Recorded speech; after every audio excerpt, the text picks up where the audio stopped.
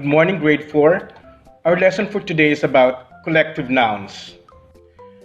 What is a collective noun? A collective noun is a word used to define a group of objects, people, and animals. Example of a collective noun: a flock of birds. A flock of birds refers to a group of birds or sheep that have congregated together.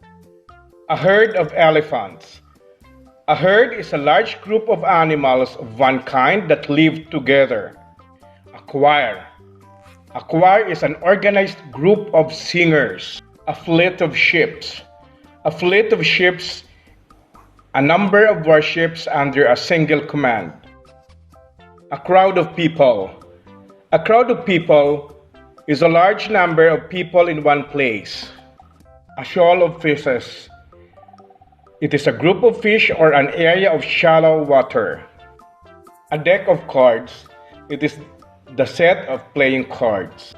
A pack of wolves is usually made up of an adult male and female wolf and their offspring of various ages. A litter of kittens means that the cats have their offspring all in one berth or on the same bed. A team of players are person who plays well as a member of a team or a group. Thank you very much, grade 4, for listening. Thank you. See you again next time. God bless.